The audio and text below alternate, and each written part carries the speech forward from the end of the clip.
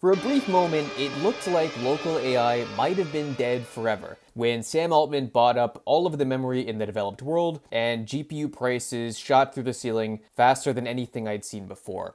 However, Intel, as poorly as they've managed their business over the last 3 years, has been doing some really interesting things with GPUs, and it looks like they may have actually created a local AI GPU that is actually performant and offering better price per performance than almost anything that nVidia currently offers, specifically the RTX 4000. What's cool about this is one, it's a blower style card you can buy in 2026. It has a usable power connector that won't melt, and above all else, a really interesting performance curve with tooling that actually appears to work. Because, everyone in my comments is always saying, oh, AMD is so awesome. You should just use AMD cards, benchmark AMD cards.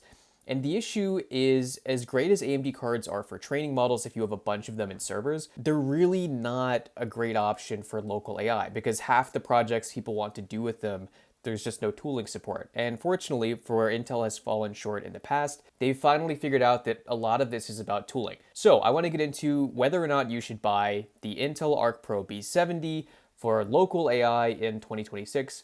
Welcome to AI Flux. Let's get into it.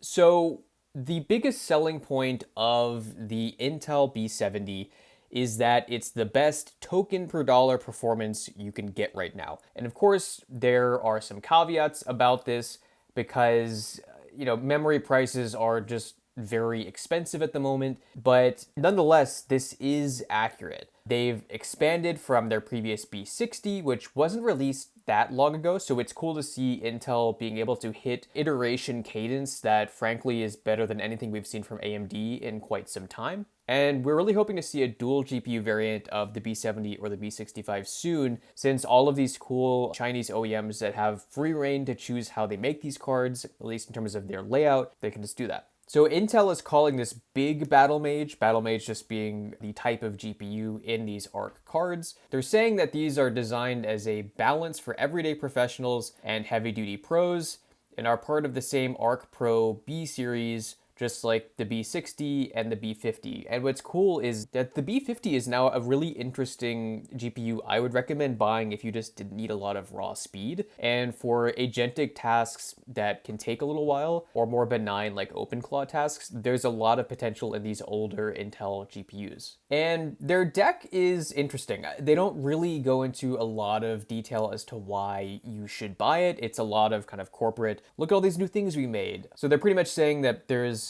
a much bigger market for these cards, that more people are doing AI things, and that one of the big drawbacks of some NVIDIA offerings is the limitation of VRAM and how expensive that is. Now, the speed of this VRAM is where things start to get a little less cool. And Intel also juices and sort of maximizes this AI tops number, which is not really a direct comparison, but in just a few minutes, I'm gonna look at some what I would call realistic benchmarks of the capabilities of this GPU. So the B70 is the flagship. It has 32 gigs of RAM, and it uses this BMG 31 GPU, which Intel says has 32 Xeon 2 HPG cores, 256 XMX engines, and 32 RT units. And this is where the architecture varies wildly from a lot of what NVIDIA does, because the way that Intel has decided to represent this in their processor is pretty different. And frankly, that's where you see issues with a lot of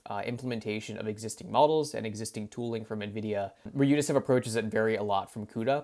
CUDA is a great way to go about a lot of things, and it does have some blind spots, and what's cool is Intel has finally picked a few of those to really flesh out and make good. What's also cool is scaling these together is really easy, assuming you have reliable PCI Gen 5 links, and you can put 4 of them together, you can put 2 of them together. This is something that a lot of NVIDIA GPUs are gated with. So it's really pretty hard to do this with a lot of the consumer GPUs. Sure, if your inference engine is VLLM, a lot of it is pretty good, but you don't get the benefits of, the H100s or the cards that NVIDIA still will actually make with PCIe slots. And this video is really about the B70, but the B65 is also pretty interesting because it's a bit cheaper and it still has about 60% of the performance of a B70. Really, it's kind of about half. but you still have a ton of memory. So roughly speaking, if the tooling holds up, this pretty much means that you'd have the same memory with about half of the raw compute speed, which for some people is actually pretty useful, especially if you're the kind of person who just wants to use like an LTX type model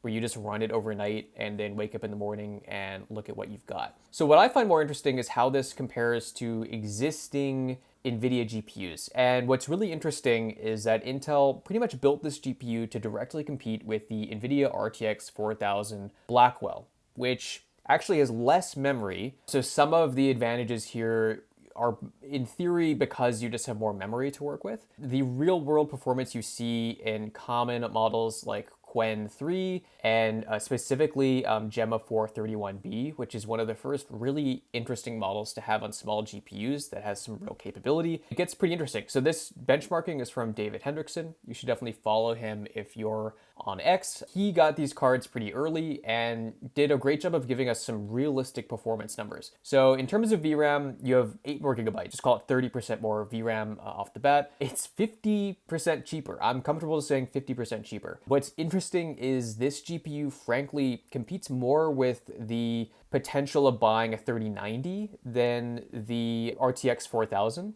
In terms of the tooling, there are still arguments why you should buy the 3090 over this, but granted, the 3090 is ancient and it's not brand new, and the tooling for this GPU is only going to get better. So where memory for local AI, stuff like this, is an easy win is just the context window. So more RAM means you have more context. So easily you have more than 2 times the amount of context window, especially in a model like Llama 3. Now, what's interesting as well is how you'd use this with agents or with tool use. And multi-user token throughput or just posting multiple instances of someone using an LLM, that's where more RAM and Intel's architecture starts to step in. Intel made a lot of investments with some other inference related startups to actually make their Xeon GPUs better for agentic use. And some of that has bled into these GPUs they're building now. Cool is, in theory, you have up to 85% higher throughput for multi-user token throughput, which is kind of cool. So these are like parallelized requests. It's basically just making requests of an LLM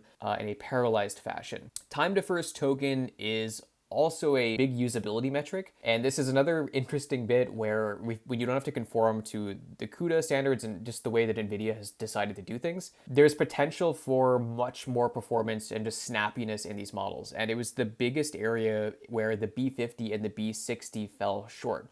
They were capable, they just didn't have the best user experience for local AI stuff generally. And of course, tokens per dollar, Intel is likely losing money selling this, but you know, every company that makes stuff this complicated, where you've had to spin up a production process from scratch, you lose money for 5 to 10 years into the future. So the fact they're pricing these competitively is really cool. NVIDIA knows they can charge a premium, but if you know the numbers and you understand how NVIDIA bins GPUs, you always know that like buying lower on the totem pole with their enterprise offerings is always a horrible deal. It really only comes down to how good their drivers are, and the argument gets really muddy at that point. Now, the really cool thing with Intel's approach to all of this has been a factor of the B60, and it's really cool that it's still a core tenet of the B70, is this other context windows or just other wins. And this commitment to making the enthusiast want to use this, I think is really cool because it's something Intel stepped away from on the CPUs.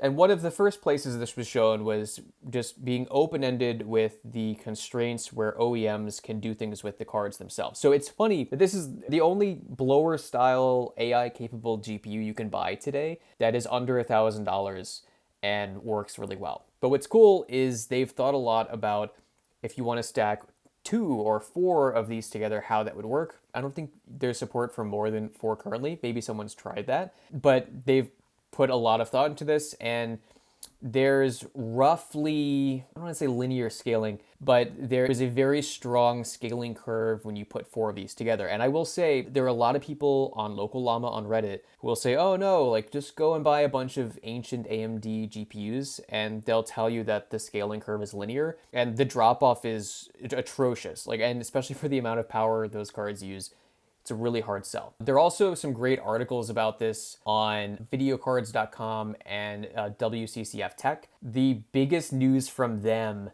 is that this is the best-selling GPU on Newegg for the last 2 weeks, which is pretty cool. Now, as a final note, I want to go over usability and tooling, because I mentioned this earlier, and in my opinion, this is the most important thing to get right for local AI. nVidia already has the dominance in this space. They created CUDA, they created PyTorch, they have hundreds, if not thousands, of developers of their own that can maintain these projects and further feed into like this nVidia AI engine. But what's cool is Intel has figured out how to do this better than AMD, and AMD at this point deserves all of the criticism they get, especially what they get from George Hotz. So what's cool here is this is a Reddit user pretty much saying that they got their GPU, it works pretty well with VLLM, and that although in certain applications the speed is a little bit disappointing even with 2 of these coming from an nVidia RTX Pro 4500, that the performance is quite good. There's still room for improvement. You know, some of these with a single GPU, you're getting less than 15 transactions per second, which is pretty bad. But of course, this is only going to get better. And as of 2 weeks ago, this was kind of day 1 GPU performance with this. And Intel can't imagine all of the models people want to use with these just from the start. Maybe some work on the fan drivers too. nVidia also gets kind of bad at this when it comes to some GPUs. But yeah, so unfortunately, obviously it's not perfect on day 1. I have a lot of faith that this will improve quickly since Intel clearly has a core focus around this. So if you're willing to take a chance and to kind of work with Intel's developer community and people using these, I think the experience will quickly improve. This GPU is still, unfortunately, really great if you don't want top performance, but you want as much capability as possible. So it might not be the fastest GPU, but it's cheaper than the equivalent new NVIDIA offering. And if you want the best experience day 1, unfortunately, and I can't believe I'm saying this in 2026, but a dual or quad 3090 setup is probably still a better option and potentially even price competitive with this, because there are times when having that 8 extra gigs of memory doesn't make up for the fact that the tooling for all of this industry is still completely owned by NVIDIA. So I'm curious what you think. Do some of you guys have a B60? Are you going to plan on upgrading? Have some of you been waiting to upgrade your 3090s? Or are you looking to buy new GPUs and are finding that this is maybe a really good value? Let me know in the comments below. As always, I hope you learned something, and I'll see you in the next one.